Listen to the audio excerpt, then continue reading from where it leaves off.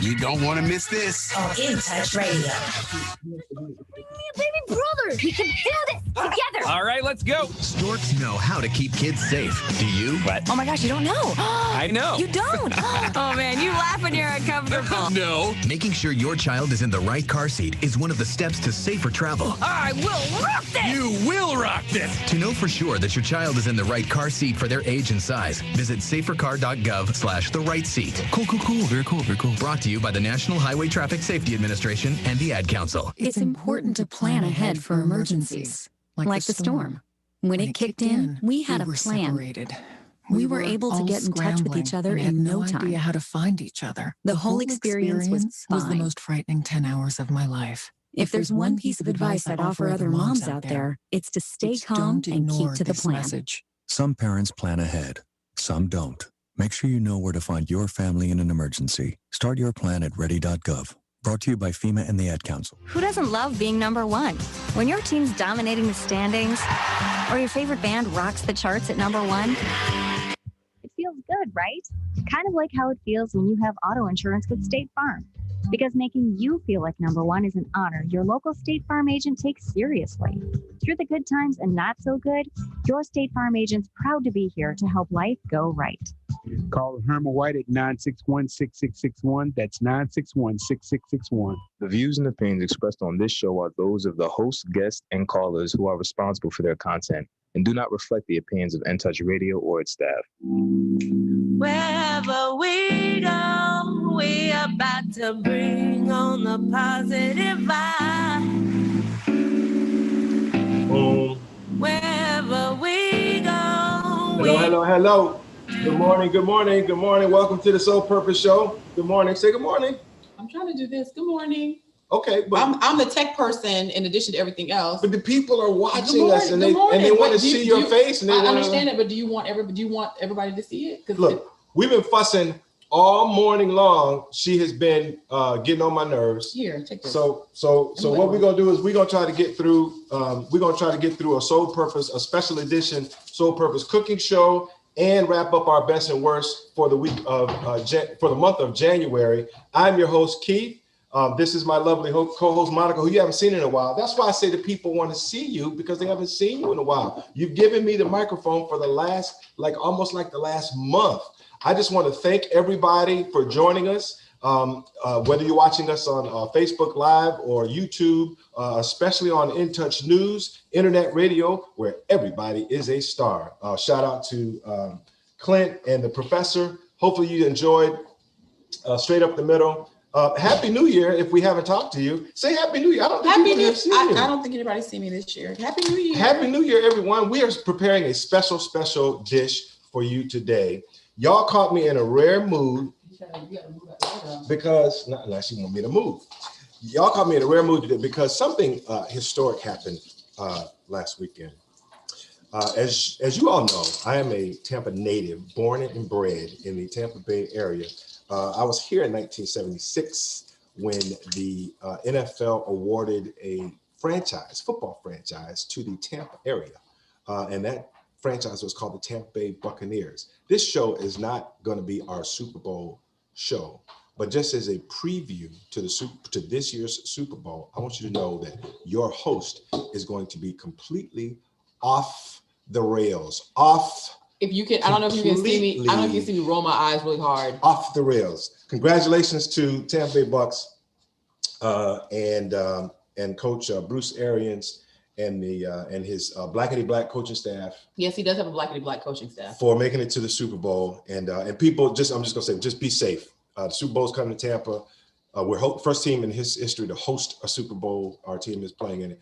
I just want to implore everyone to please be safe. There's lots of gathering going on. We've already seen the gathering. You saw a gathering outside your workplace. I did see a gathering outside my workplace. I shared it on my Facebook page yesterday because the noise. So the NFL, so the Super Bowl. I think we posted the Super Bowl at least since I've lived here. We've done 2 or 3 times. So since I've lived here and I've been here almost 20 years, we've hosted the Super Bowl at least 3 times. Yes. So Tampa hosting the Super Bowl is nothing new. But if you've ever been to a town where the Super Bowl is present, there's like these Super Bowl experiences. Yes. And there's a Super Bowl experience directly across the street from my office downtown. And there were stages, and I don't know what it was, but there was a lot of loud music being played. Yes. And I'm on the 22nd floor, and the bass and whatever testing they were doing shook my window. Yes. And what is the problem? I don't understand. What is the problem? What is the issue? So I'm not from here. I'm from South Florida. I am a true blue Miami Dolphins fan, and when you're a Miami Dolphins fan, you recognize that you may not get to the Super Bowl. You recognize that you're just full of hate to No, see that's other fine. teams who You may not go to get to the Super Bowl, but I am a true ride or lose Miami Dolphin fan. Yes. So I like the Bucks. I actually bought season tickets for my husband a few years ago for his birthday for the Bucks, but I'm not the quarterback. I'm not a Brady fan, and so I made it perfectly clear on my personal Facebook page. I'm excited for Tampa Bay, Tampa Bay folks. I'm excited for the city of Tampa Bay.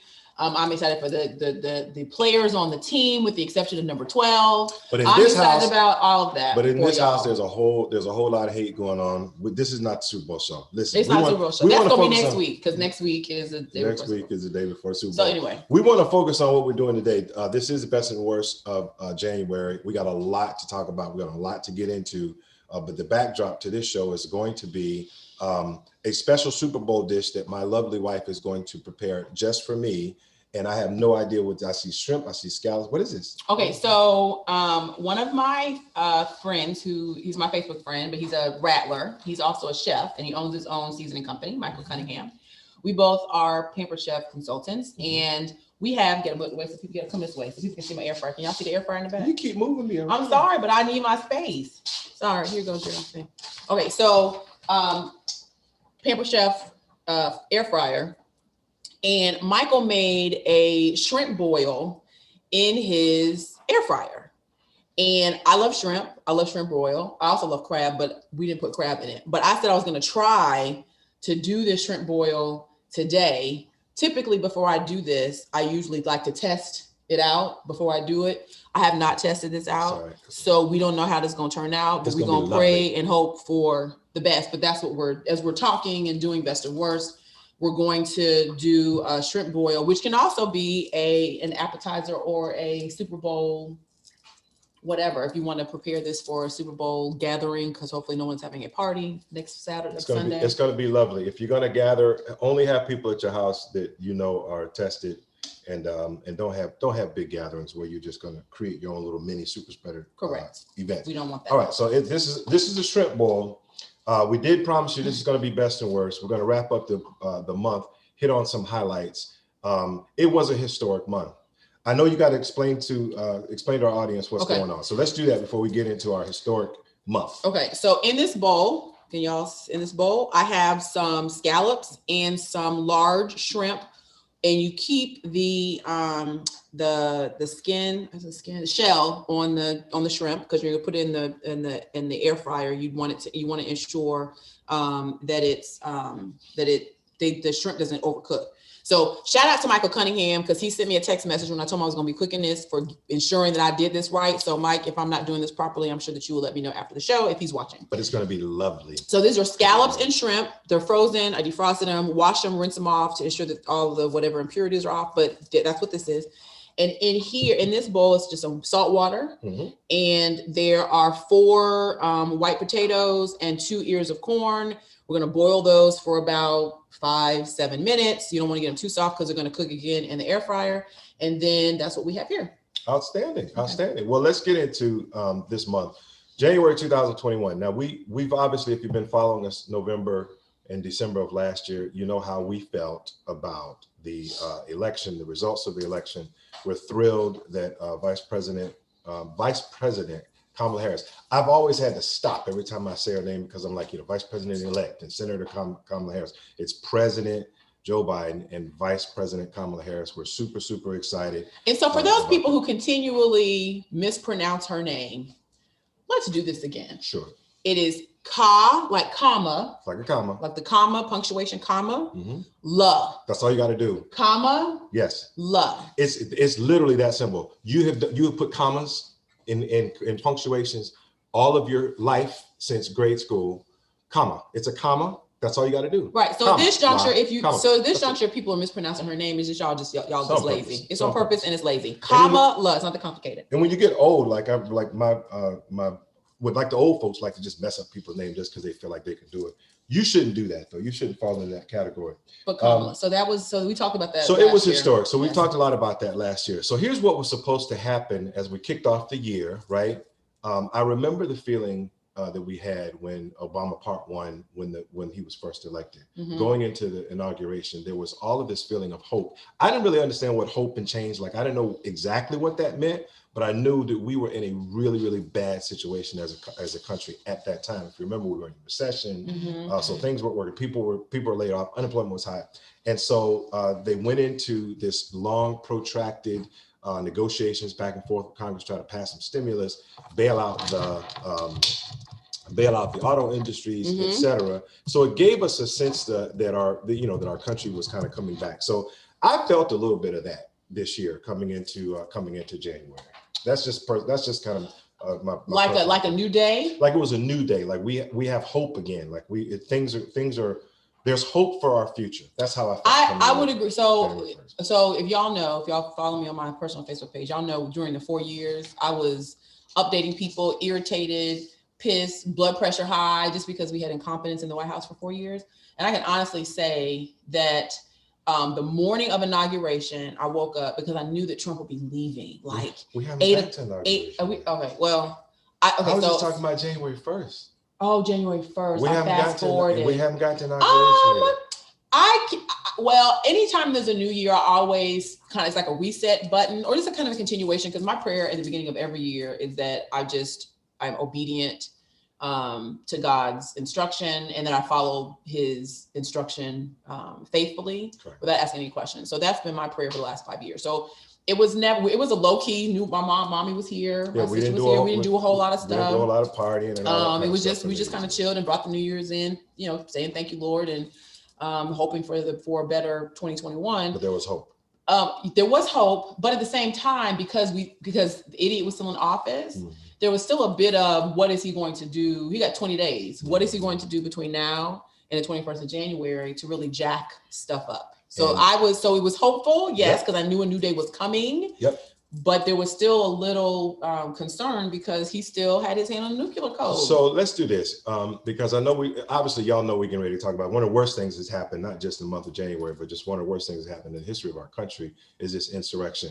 You are an attorney. So tell the people what was supposed to happen on January 6th. What was significant about what was supposed to happen on January 6th? Okay, so January 6th is when all of the electoral college votes were supposed to be certified by Congress. Right. So I will share, let's back up for a second. So typically, the one good thing about all of this since the election is that the American people have been able to see really how our democracy works. Yeah. Under normal circumstances, when a presidential election happens, we vote and then we don't think anything else about it until inauguration. Correct. Because of who we had in the White House and him and his sycophants continue desire to question the results of a free and fair election, we saw the process. We saw the electoral college votes in each of the states. We saw them certified by the states. We saw the judicial process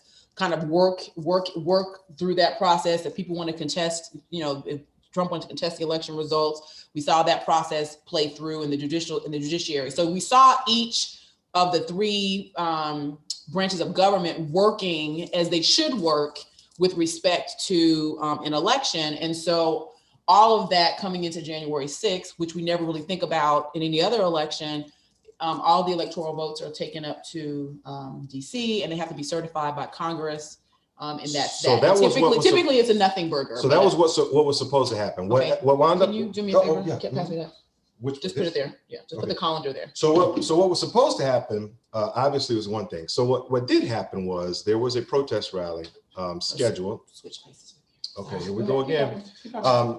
There was a protest rally that happened, and there's nothing wrong with protest rallies. We believe in free speech, all that kind of stuff. But this protest was special because it was supposed to gin up enthusiasm for essentially overturning the election by protesting what was actually happening on Capitol Hill at that time. So that's what the protest was supposed to be about. People showing their support for why they didn't think the election should be certified. What wound up happening was there were things said. There were speakers, and including the ex-president himself, who actually ginned the crowd up to march down to the Capitol and protest, but they used very carefully worded verbiage to give them an invitation to kind of stop the process by any means necessary, and that's what wound up happening.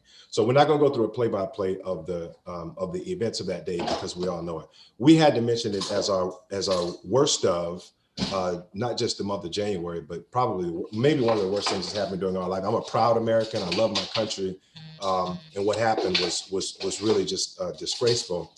But I wanted to point it out because I think it's important. I got someone asked me on I got an interview. Somebody interviewed me on one of the local media outlets for just my thoughts and my opinions on what happened. And one of the things I made clear, and it's one of the things I want to leave with our audience, is there is this move to hijack terms that have been a part of our vernacular since the beginning of this country, and that's things like patriot. And liberty and protecting our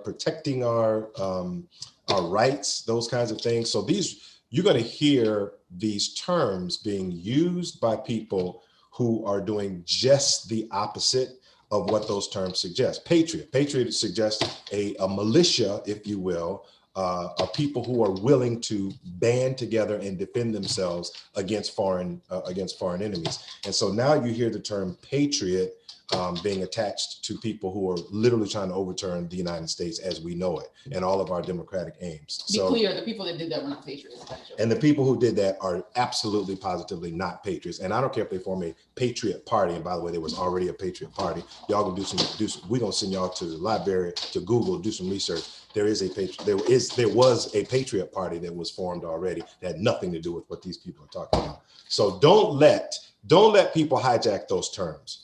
Patriot stands for people who band together against foreign enemy, not band together against the how we do things here in this country. What are you doing, baby? I'm cutting up. So I've taken the corn and the potatoes they were boiling off of the eye. I have rinsed them off so they won't be too hot for me to touch. Okay. And I'm cutting them up and I'm putting them in my big bowl. All right, very good. So listen, I'm looking forward to this meal, and I know that it's not time for the Super Bowl yet, but my wife is such a phenomenal wife and partner and loves her husband so much. I'm sure she will probably just make this again in another week if I ask her nice enough. But anyway, that's what was supposed to happen. So let's fast forward now. We saw the ugly event that happened pre-inauguration, and then the inauguration was threatened. We band together as a country and determined that we were going to do two things. One, we were going to provide adequate security for the inauguration itself. And then during the inauguration, what we actually saw was a demonstration of what this country truly is about. And frankly, had it not been for what happened the previous couple of weeks, I don't know that you would have seen as much just overwhelming diversity in every sense of the word. It was almost like a slap in the face to what we saw happening. We saw all people of all colors and ages and sexual orientations and party affiliation. We saw a diverse representation of not just a peaceful transfer of power, but a affirmation of who we are really. I want to back up for a second to the insurrection. I know you kind of passed on to the insurrection. Right. The thing that boggled my mind and why it wasn't necessarily surprising, and I put this out there, what you saw on the 6th, in addition to it being the most anti-patriotic democratic thing that we've ever seen, was a group of people who have never had any oppression, like legit oppression. You know what I'm saying? They have feigned oppression, but they've never been oppressed about anything, right? And so what you saw was the manifestation of fear, because we all know the statistics, and the statistics are that in a few years, this country will no longer be majority white. People of color will be the majority in this country. And so what you saw was the manifestation of that fear. And so while the folks on the ground that did the insurrection may not have put two and two together, the folks that incited the insurrection and either through silence were complicit in it, or they encouraged it based on their continuing to perpetuate the lie that this election was stolen, are clearly aware of it. They're clearly aware of it, which is why they're continuing to do the things that they're doing. And so I just want to put that up there. No, and I appreciate that. And this is obviously not we had a show on anti-racism. We actually talked about the ramifications of terms like, white supremacy and white privilege, and how those terms have worked their way into our vernacular. And there are those who might assume wrongfully that what we're actually saying is that white people are somehow wrong in being white. Like there's something wrong with being white, and that's absolutely not the case. There's wrong being white. There's wrong with something wrong being a white supremacist and believing that because you're white that you are entitled. There's a sense of entitlement about the things that you are supposed to have. And I'll go a step further. Absolutely something wrong with that. I'll go a step further and say there's something wrong with if you are white and you don't understand that you have been the benefactor of certain advantages. Like historically, for generations in this country, you have been the benefactor, and there's some such a thing as pull yourself up by your own bootstraps. I get all of that, but if your grandparents were vice president of banks, and your great grandparents were landowners and owned land, and your great grandparents came over in this country and were able to start businesses and those kinds of things, you've been the benefactors of those things. And so to see who was riding out to the Capitol in $50,000 full-size pickup trucks, or flying there, flying in during the week when most of us got jobs. I went to work. I had to go to work that day because I didn't have that kind of time off of work during the week, and with thousands of dollars of guns and ammunition, it's sometimes packed in the truck, and then to claim that you're somehow being victimized and that you're something is being taken away from you is just ridiculous. What are we doing, baby? So right now in this bowl, y'all can see the bowl. We have sausage. I probably could add one more sausage, but no, that's fine. All right, so there's sausage in here. The potato, cut up 4 potatoes, 2 things of corn. And I didn't measure the shrimp and the scallops, but if you get a frozen bag, I did probably half the scallops and half the shrimp. They're all in there. All right. So listen, we've talked a lot about so we did the insurrection, peaceful transition of power, and the inauguration. The inauguration was beautiful. We're going to talk a little bit more about the inauguration and actually what happened. In the meantime, though, what I want to do is, and we're going to bring him in here in just a moment. I'm going to bring in an individual who made a post this week. And I'm going to set this up. So I'm going to give it some time to kind of, set this thing up. So a good friend of ours made a post this week on the heels of another historic happening. And I'm going to tell you a little bit more about who Jennifer King is in a moment. But on the heels of, and I'm not putting these two things together. I decided to do that myself. He didn't. The first female African-American assistant coach in the NFL, full-time, in the NFL, and this sister is phenomenal. I mean, she is absolutely phenomenal. We'll learn more about her after we come out of the break, and hopefully we'll get an opportunity to actually talk to him. But in the meantime, I want you to understand that it has started bringing conversations back to light about roles and about gender specific roles, male roles and female roles. And he's posed a very, very interesting question, which we're actually going to get into, and we're actually going to debate a little bit as well following the break. And that is femininity extinct? And is how we define femininity, is that become extinct? So sit on that. All right. So anyway, so that's that. Here's one of my best things. Tell us what we're doing here, and I'll tell you what one of my best things for the month of January. Okay, so right now, so I've talked about all the things I put in the bowl, and I just this is a spritzer. A spritzer. There's olive oil in here, and I just sprayed all of this with olive oil, and I'm going to add some pesto, some sun-dried tomato pesto, which I'm not sure that Mike really did, but I know he added pesto, and I think that's what he added. Do it to it. But we're gonna add this to it, and then we're gonna add some Creole seasoning. And you like spice. Yes. So I'll add a little red pepper flakes here too. It's my Caribbean roots. Yes. So we're gonna add, about a tablespoon. Just add that, maybe a tablespoon and a half. A little bit more, of that, and then I'm going to mix all this together. If you're just tuning in, Monica's making a special shrimp boil. Yes. And we're doing it using an air fryer, a Pampered Chef air fryer. Correct. Which we use a lot in our house. We use it a lot. So this is more than just kind of a testimonial. We actually use it a lot, and it works very, very well. And you know, one of my best of for the month of January, one of the things that happened, I know we've been on this political tip for a while, but something happened that is, I don't want to say it was precedent setting, because since Facebook and Twitter launched, they have had standards that they follow. Allegedly, they have standards. They have standards, and they have exercised those standards inequitably. Inequitably was inconsistently applied those standards in the past, and they've come under some heat for that. They made a decision on the heels of what they saw as kind of a necessary evil, and that is they're gonna get sued. You had individuals who were able to go on Twitter and Facebook and plan that insurrection and incite violence.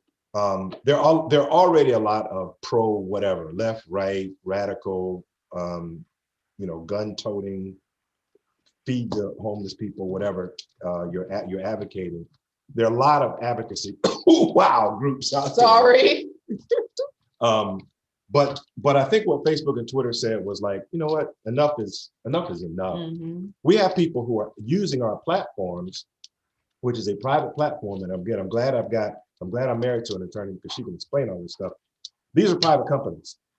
And so literally they have they have the ability to determine what is good and acceptable for their private platform. It's completely up to them. There's something illegal about them censoring individuals who come into their space and don't follow the rules. Correct. And one of the rules is you can't just get on there and incite people to violence and killing people and hurting people. Like you can't do that.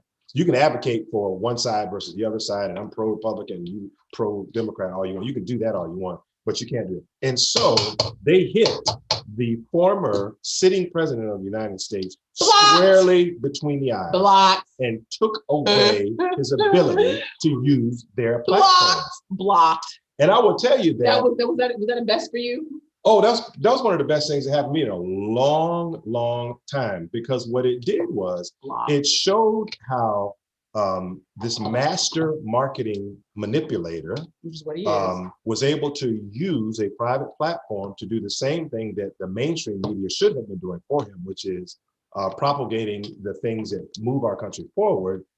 He said, well, look, I don't need the mainstream. I can just rail against the mainstream media, and I'll just use these other platforms because I've got 70 million followers or whatever on those platforms, and I'll spew hate, division, and lies on there. And they said, nope, you're not going to be able to do that. And so what happened was his influence absolutely was injured. Now, we can sit up here and argue over whether or not it represents the end of his ability to motivate people and all that kind of stuff, because it probably doesn't. It definitely handicapped him, but just because he wasn't able to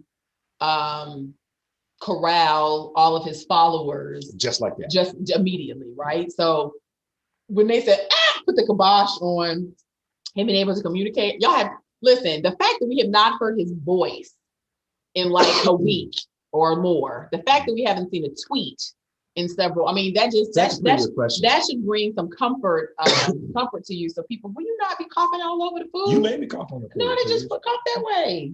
I'm gonna get some water. Okay, well, but anyway, so that was probably so inauguration was top for me because of the historic nature of it. But right under that was them putting a kibosh on his ability to communicate with his clan, with his cult. And the other thing that happened concurrently is, again, these are private spaces, so they're privately owned, is that Parler, which was the format that all of them were going to, decided to go on, and they were just going to switch over, and they were going to make Parler kind of the new Twitter.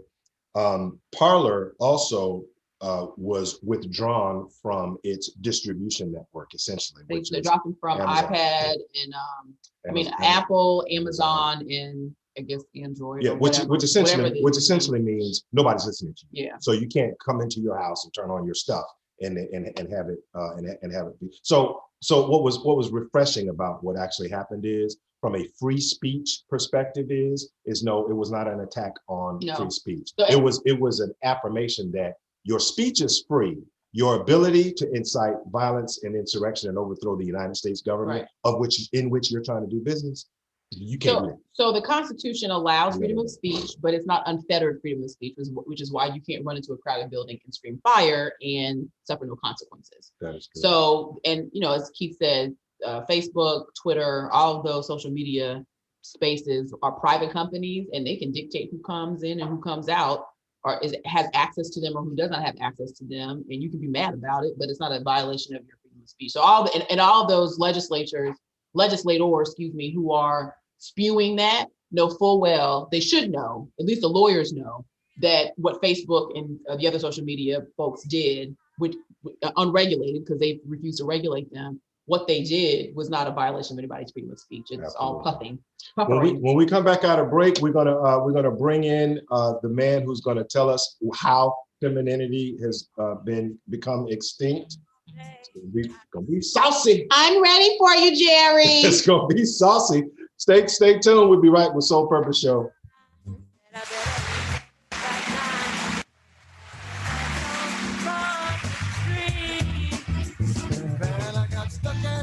Square, hoping that I would get you there.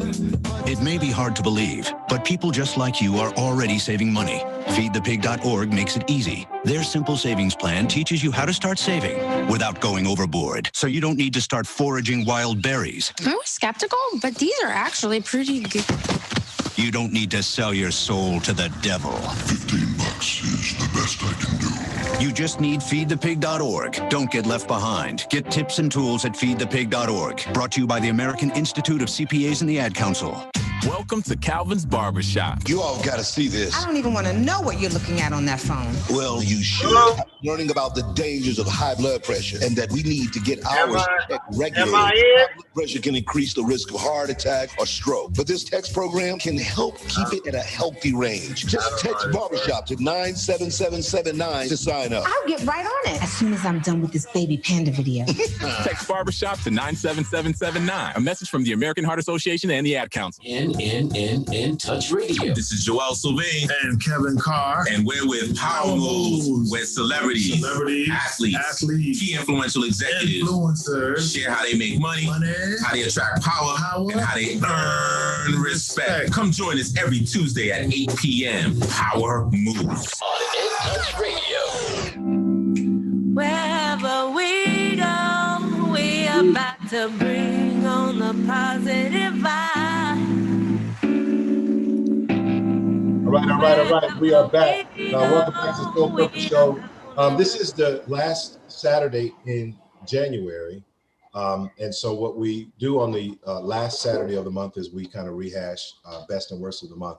And this obviously was a month that we had to do a best and worst because there were so many things. So much wonderful things. So many things that happened. So many great things and so many not so great things. One of the things, and I'm going to set this up because I want to bring in our buddy Jerry, who's an additional guest we're going to be able to hear from. But one of the things that happened during the month was a historic promotion of a Black female by the name of Jennifer King. I'm going to for our viewers, I'm going to share a little bit about who Jennifer King is. I found a really good article. As you look that up, I want to interrupt real quick. Yeah, so I have added to this. If you missed the first half, I'm making a shrimp boil on the air fryer. Shout out to Michael Cunningham for this is his creation, and so I'm trying it out in our Pampered Chef air fryer. So I've added the shrimp, the scallops, cut up some corn, some sausage, some potatoes. Added some tomato pesto, added some Creole seasoning and little red pepper flakes because Keith likes stuff spicy. And now I'm going to put this in the basket. And then as Keith is talking about Jennifer King, I'm going to then put this into the air fryer for 20 to 24 minutes at 300 degrees. 24 minutes, 300 degrees. Okay, I just wanted to put that out there. Jennifer King has been hired as a full-time position assistant coach in the NFL for the Washington football team. It used to be the Washington Redskins. She is the first African-American female full-time assistant coach. The other full-time female assistant coach actually coaches for the Bucks. And this sister is a bad chick. Let me just read you a couple of little highlights. She is known for having a high football IQ and winning. She loved when she was a player. She loved playing wide receiver because she was good and she was fast. She was extremely athletic, but her coaches insisted on having her be the quarterback of the team because of her ability to understand what was going on the field and make things happen. So she's really kind of a natural born leader. She spent time as an intern in Carolina for the Carolina Panthers. She's still young. She has a long coaching career ahead of her. But I will tell you, I'm excited about what the future holds for this young lady because, and I had a chance to see an interview with her. She's very humble as well. But she is on track to probably be either a coordinator, either offensive or defensive coordinator, probably the first, and maybe even the first head coach in the NFL before this thing is all over with. So God bless her. It brings up an interesting question though. In the NFL, so coaches for the NFL, which is the men's football league, really represent individuals who have to motivate men, the athletes who are at the height of their physicality, motivate them, teach them, coach them, train them, etc. It has been a male-dominated industry forever and ever, because you are the coach in the locker room, out of the locker room, on the sideline, and everywhere else. And so the question I have for Jerry, we're going to bring Jerry in. The question I have for Jerry is do women belong on the sideline of the National Football League? Jerry, look, I'm throwing you right in the middle of this thing, man. Good morning. Good morning. I tell you, this is unfamiliar territory with me with the Zoom, so I don't know if I have it proper or not. You proper, man. We can hear you. We can hear you, but we can't see you. But that's fine. Oh boy.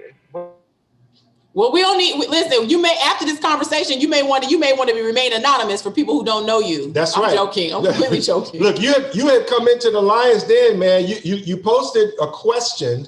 And some of your viewers actually responded thinking that you were making one statement and you were actually making another statement. We figured we'll allow you to come onto the show, man, and just tell people kind of what was going on in your head when you posted the post that said, hey, look, it's femininity. I'm here. Can you hear me? We can hear you. Yeah, we can hear you. Okay. Yeah, I think this conversation, it came up the other day because I asked a question. I wondered, was femininity extinct? And the comments I got, I wasn't expecting, even from my wife. And I think because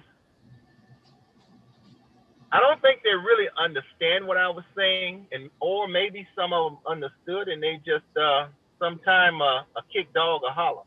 You know?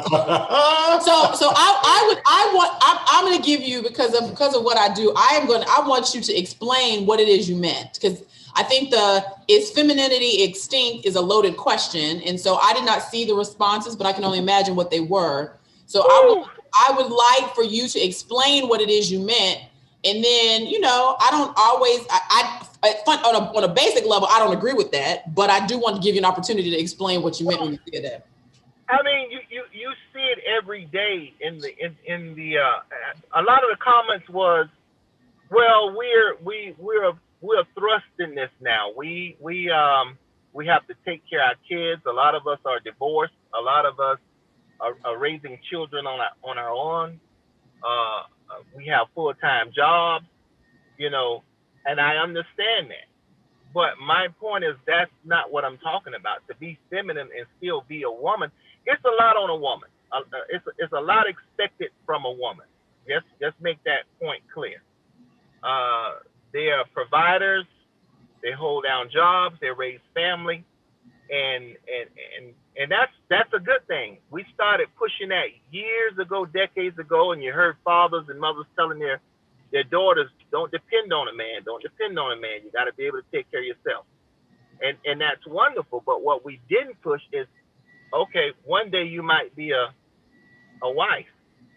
You got to know how to take care of your husband. You got to know how to make that balance. And that balance is fading away, I think, with a lot of professional women. And you can see that in them being married. A lot of them are not being married, you know, anymore.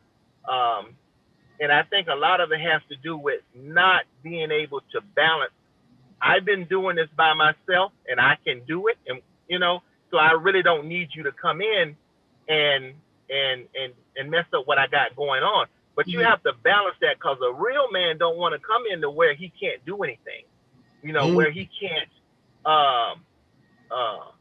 help you, or a man has to feel like he's needed. And he has to come in and do the things that men do.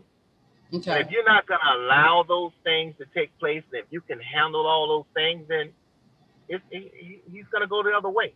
He's going to go the other way. So I'm going to push back a little bit, because some of the things I do agree with, but I do want to push back a little bit on this notion in terms of women who are not married and the reason that they're not married. And if I'm misunderstanding what you're saying, then obviously please correct me. I know a lot of women, professional women, who are single in their 40s, and it's not by choice. And to me, it's not based on what they do or what they don't do or what they're unwilling to do. It really is, because the Bible says that he that findeth. It don't say that she that findeth, right? It don't say that. It says that he that findeth. And so I think to put I think sometimes in society, what we do is we put the onus on women to change who they are in order for a mate, in order to find a mate, right? And we're just talking about heterosexual relationships here, because that's what I can only speak with authority on what I know. But I think we put the onus on women unfairly to fundamentally change who we are in order to attract a man, and we don't put that same responsibility or onus on men to change who they are in order to be attracted, right? So I'm a lawyer. Keith will tell you I'm a type A personality. I am accustomed to being in charge and taking control of situations. I will agree, Jerry, that when I got married, there's a balance that you have to play in that, right? So I don't think that we feed into traditional roles, because we'll be, you know, when we first got together, there was some untraditional stuff. Yeah.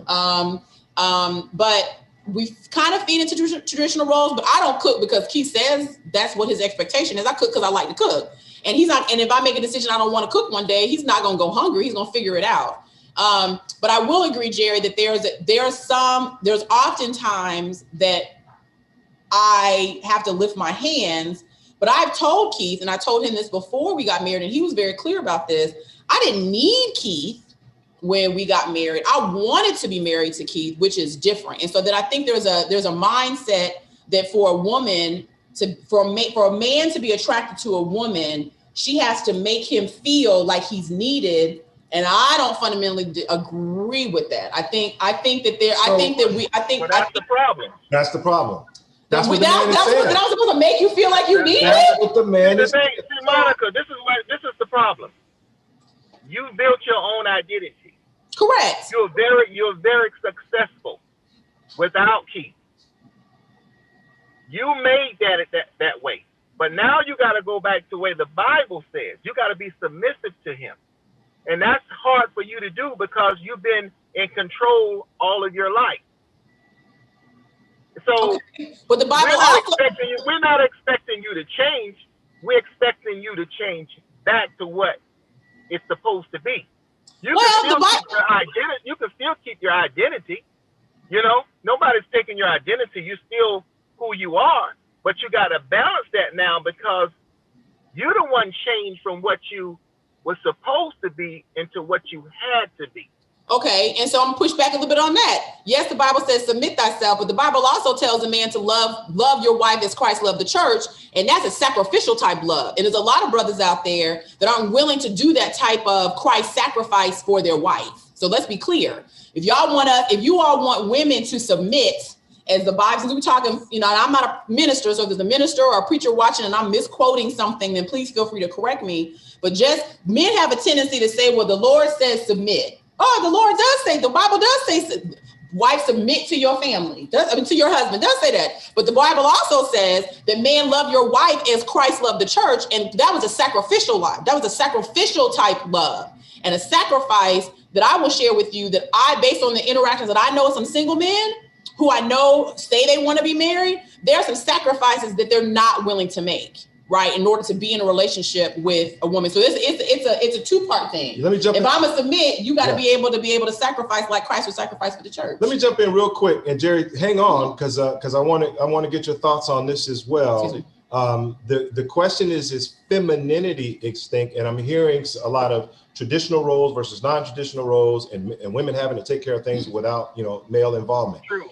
Here's what I'm challenging both of you guys on, and that is femininity. Here, let me help you. Let me read what Wikipedia says. Femininity, a set of attributes, behaviors, and roles generally associated with women and girls. Although femininity is socially constructed, research indicates that some behaviors considered feminine and are biologically influenced, and to what extent is subject to debate. So my question really is, because y'all talking about heterosexual. Yeah, we got way off the subject.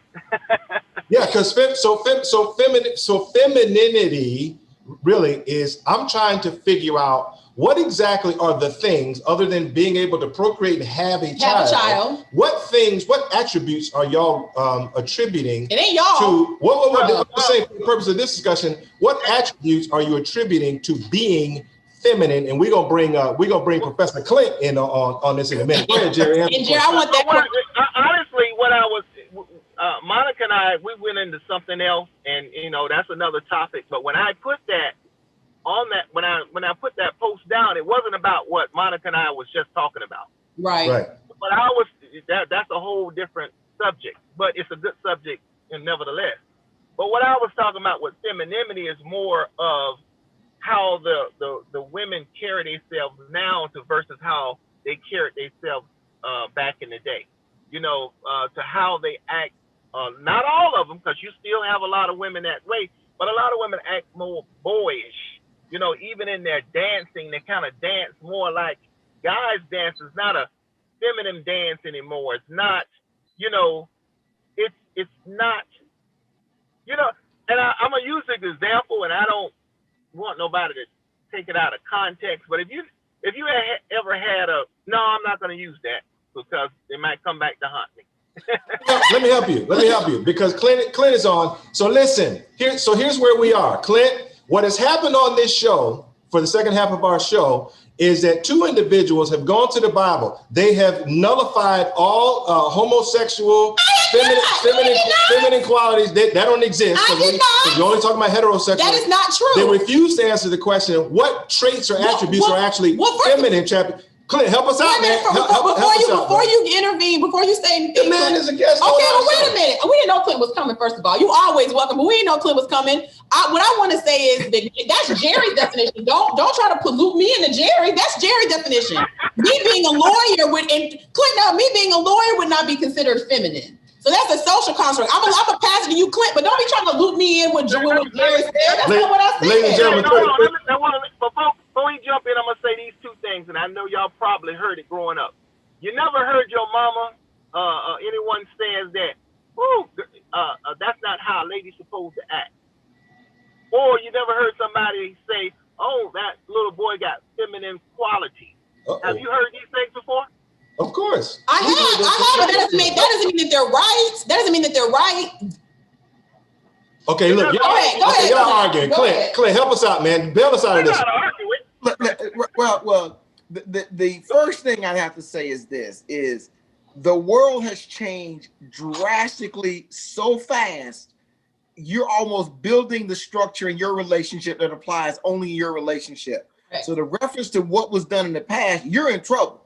You know, my mom used to have us go catch a chicken, cut him up, fry him up while she made her own biscuits. I'd be out of my mind to think my wife's gonna put that kind of work in to make a meal. In fact, as Samantha told me once, when I said, I've been waiting on you to cook. She said, well, that's pretty stupid because I was asleep. How do you expect somebody to sleep to cook? You better come with a set of rules that work in your relationship. And if you base it on anything in the past, I think we get problematic. But here's what I really want to say is about the lady coaching. Women have always been able to do pretty much everything men can do unless it's limited by physicality, just muscle mass and strength.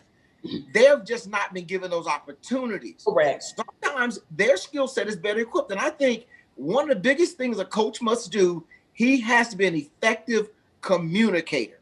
And I think women are much better at oftentimes communicating. Men, we presume you heard what I said and you understood what I said, and we're shocked later on when somebody says they're confused. So I like the idea of having women in the mix. And how about this? Watch me now. So many boys are being raised by women. They respond to a female voice better because that's what they've been used to hearing guide them. And a coach is guiding, he's coaching. And I'm not gonna say whether it's right or wrong. I'm dealing with the reality of it. Because y'all tell you this, you show me a boy who was not raised by a male figure in his life, and you let some man come try to give him the what for speech, he can't hear any of it. Right. Because he is not used to hearing that in his communication. So I'm excited about what this means.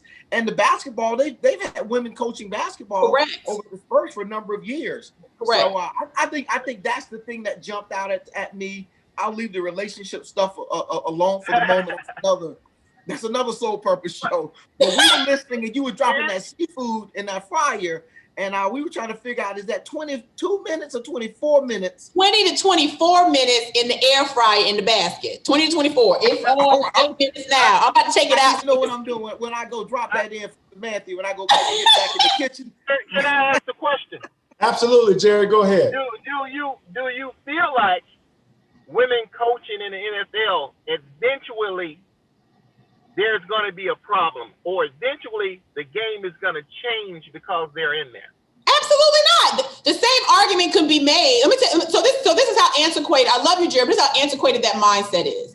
People had that same argument when women became lawyers, right? That if you allow women, there's nothing wrong with change. There's nothing wrong with growth. People said the same thing when women became doctors, when women became lawyers, because ideally in this patriarchal society, you believe that women were supposed to be limited to being a teacher, to being a nurse. Nothing wrong with either one of those professions, but women are not limited in their mindset or in their intellect in order to, in terms of those two professions. People said the same thing about the legal profession. People said the same thing about the medical profession, doctors. People said the same thing about politics. And if we continue to feed into those antiquated mindsets about what women can do or what women shouldn't do, because men are afraid of it changing their level of comfort, we wouldn't have a female vice president of the United States. So I fundamentally reject the fact that because you got a female coach in the NFL that is going to fundamentally change the game. I think that she's there because she's qualified, and I think she's going to do a phenomenal job.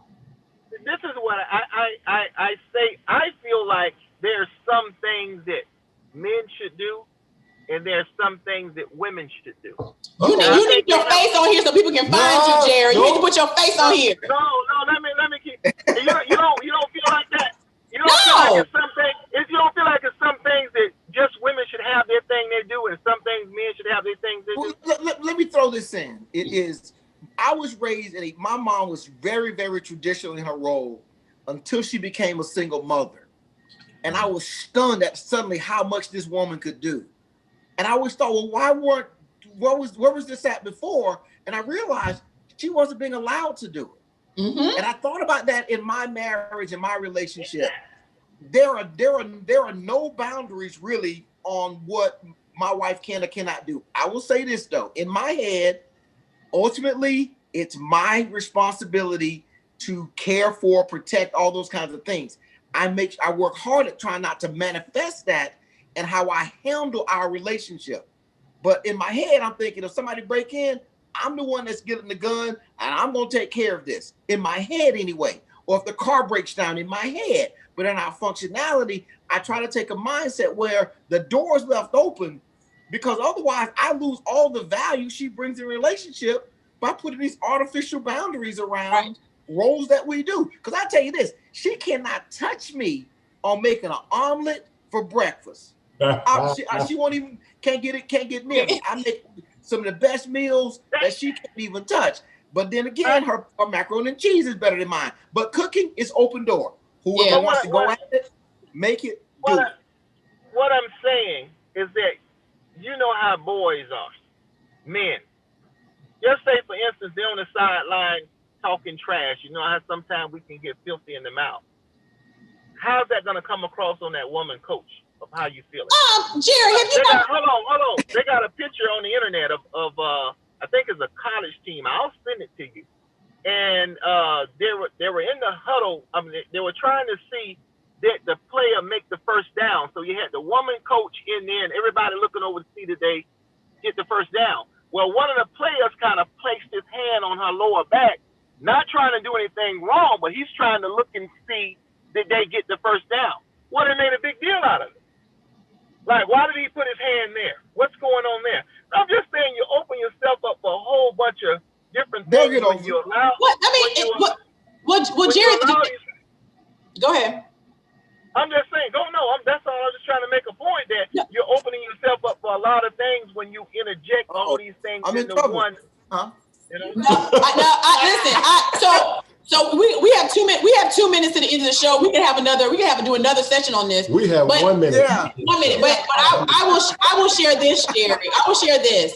For any father of a daughter, I am blessed that my father, who was a traditional man, in terms of just his mindset, taught both of his daughters that we could do anything we wanted to do. My father taught me and my sister how to check the air in a tire, which typically, based on your definition, Jerry, would be something that's really confined to men. That's not.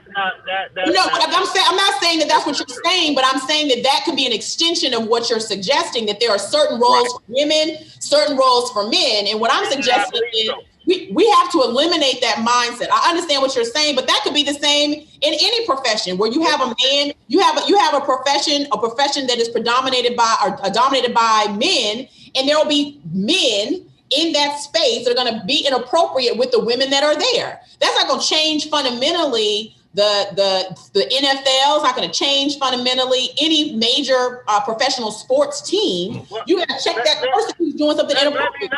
Let me lead this off with this. I believe a woman can do anything a man can do. I believe a woman should get paid the exact same thing a man get paid if she's doing the same job. But I do believe there's certain jobs that women are better at and certain jobs that men are better at. And the thing is, just because you can doesn't mean you always should. That's all. All right, so listen, Jerry. Let me just do this. Number one, I want to compliment you. I think your stance is growing more and more unpopular as we continue to evolve socially. We are going to have you back on. We're going to have a show dedicated to traditional male roles of males and females. And I'm going to put a button on our show today by number one, thanking you for coming on. I want to thank Attorney Clint Paris from Straight Up the Middle. Very welcome. Y'all are welcome. For coming on. I want to thank my lovely wife who is prepared. This looks awesome, y'all. I wish y'all could. I wish y'all could. You know you don't live that far now. Live in person. You don't live that far. Come on over and get a taste of it. But I would be remiss if I didn't take us out on this. That looks awesome. And that's a Pampered Chef air fryer. Chef air fryer. And then I want to shout out Mike. He makes this calabrioso. It is I probably mispronounced it. It's a seasoning, and he just sprinkled this on top of it.